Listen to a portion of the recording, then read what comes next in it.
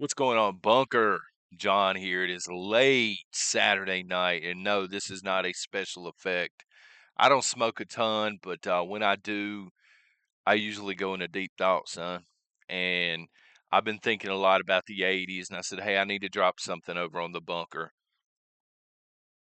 So this one is in case you are bored, okay? I've got a story for you about the best trade that I've ever made and also the worst trade that I've ever made because same trade. And I'm going to explain. And yes, I know the lighting is probably jacked up and the camera's all out of whack. Come Monday morning, they're going to be different stuff sitting here. All right, I'm still going to have the military miniatures, but they're going to be behind the camera set up, and I'm going to have it's going to be more of an 80s vibe going on back here.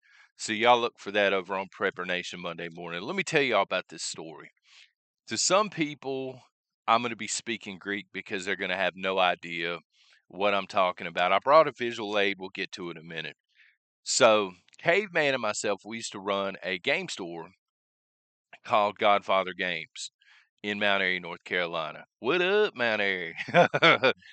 So, long story short, we would pay cash for games. The same concept as any game store, right? We take trade ins or we pay cash, kind of a low ball number because it's cash and the stuff's going to sit on the tables for a while and then we resell it. So, I had a game come in. It was called Baseball Stars, and this game was for the Neo Geo AVS home console system. For anybody that doesn't know, this is the Lambo of console gaming. Like, this is legitimately one of the consoles I've never owned. This is the one that I've chased for years and years and years. Now, I had somebody trade in a game, and I didn't even have the console for it, okay? But it was in pristine shape. At this time, and this is right when my daughter was born, so it's been over a decade, folks. But at this time, the game was maybe a $200 game because the cartridges now retail from $300 to $8,000. But at this time, this particular, which it is a more common among the Neo Geo stuff, it was sitting hovering around $200. So I had a guy come and he stopped and he was talking to me for a while. We were talking about the 80s. He got me. All right, this was a good trade for me, but it was also, looking back, it was probably a bad trade. He got me. We were talking about the 80s and we were talking about comics. And full disclosure, I do not collect comics, okay? When I was a kid, I collected the Savage Sword of Conan, which was more of a it was a comic. It was put out by Marvel, but it was more of a adult themed. It was in black and white. They were bigger, they were thicker. Uh, there were a lot of gore in there, a lot of hack and slash, some scantily clad ladies, stuff like this. The kind of stuff where you're reading the comic, but you don't want your mom to come around and catch you, right? I felt like I was doing something adultish. And then there was a really good one that's extremely hard to find unless you're on eBay. It's called Nam. I had some of those, but I really wasn't into collecting those. It was mainly Savage Sword of Conan. So this guy comes in, and what happens is, as I go from kid to adult, we move a couple of times, and the comics get lost. My entire stash of these Savage Sword of Conans get lost. I tell him this story and stuff, and he wants this baseball game. Is what this amounts to, but he doesn't want to pay the $200. He comes in the following day with about $400 worth of these. Here's one of the Savage Swords right here. I brought it out. There are others. He had them. He didn't have number one or anything like that. Nothing crazy, but he had the older ones as well. I mean, just a stack of these things. This is one of the earlier ones. You can tell the font's a little bit different. And basically he's like, here's $400 worth because he knew what they were worth, and I knew what they were worth at that time. Let me show you the inside of one of these so I can show you what I'm talking about. I guess y'all can see that. Just a lot more mature theme stuff in here. A lot of the covers as well. I mean, you can see this cover, not trying to be inappropriate there, but yeah, I was like 12 or something, 13.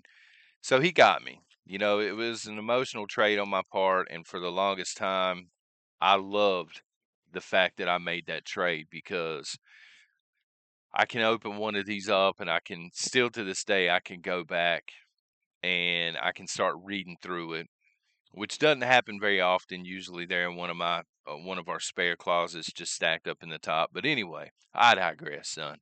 The point is I can read through them and I can be back in the living room. My mom can be in the kitchen cooking, and like everything comes back. And that's what retro does for me. Um, people are like, "Dude, you're an '80s nerd. How can a prepper be an '80s nerd?" And that's why. I got we were poor, man.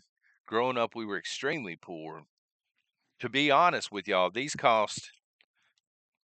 Well, this says $1.50. Okay, so that'll tell you this was $1.50. This was mid '80s. I'm not sure which year, maybe '84, '85. I would get $5 a month. That was my allowance. $5 a month, folks. And I would go and I would pick up the latest issue of this. I would get some candy, just stockpile a little bit of stuff and that kids like, and that was it for the entire month. Um, so retro for me kind of takes me back to that time because even though we were really really poor, I got to be honest with y'all, some of the best times in my life. And whether it's this, whether it's me playing a retro video game like Pac-Man or something, or whatever, certain '80s songs instantly take me back to that time. So that's where this love for retro, I guess, comes from. Now, why is this the worst trade in history? For me, at least. So, although I love these comics, or magazines as they're called, the Savage Sword of Conan magazine, not a comic, son. Um, a few months later, at the game store, I had the opportunity to actually wheel and deal and cash trade in on the Neo Geo console itself, the AVS. And at that time, the people didn't have any carts with it, and I'm like, oh my god, if I wouldn't have made this trade here, I would have had a cart to get off and running with, and so I've regretted it ever since. Um, because the Conan stuff really hasn't went up or down in value. I mean, they're essentially they're $10 a pop now on eBay, um, and roughly the same for the Nom comics. But I was more into these. But the Neo Geo stuff has skyrocketed, the original hardware, and it's really had me thinking because I've had to talk ever since then. I've had to talk myself out of this multiple times. Jumping on eBay, making the purchase. What am I going to tell my wife? Oh my God, somebody stole a bunch of money out of the bank. Oh, they don't ignore this package that's coming in with a new game console because the game consoles themselves are around $600 or $700 in decent shape now. And again, the carts are anywhere from $200 to $8,000. Would I ever pay $8,000 for a game cartridge? No, of course not. But they're the more rare ones, and these things are big. They're a little bit bigger, honestly, than VHS tapes. I mean, these things are just unreal looking. But I bring this up, and then I'll close the video out. And again, sorry for the Saturday night ramble, right? But I bring this up because I'm talking to a guy now. Um, so I'm friends with a couple of creators in the retro gaming community that have fairly large channels, and I got in touch with Smash JT, who is one of these, and he put me in touch with another channel, and a guy's clearing a bunch of his games out, and he has one, and so we're trying to haggle on a decent price for a Neo Geo, what's called a C box. So it's the original hardware, but it's put into a newer box, and it's HDMI and all that stuff. So if the price is right, if he could get it down low enough, I'm going to be very tempted, folks. Um, and I'm trying to talk myself out of it because it's kind of like the retro in me really wants to make this deal. Uh, but the prepper in me is like, man, even though you're pretty set on your preps, man, there's a lot more important stuff to take care of right now. So I'm on the fence on this one. It really comes down to what price he's going to throw out there, and I'm either going to walk away or I'm going to try and haggle or what have you. But folks, I appreciate y'all being here and listening to the ramble. Do me a favor if you can, if you've made it this far, right? Most of you probably haven't.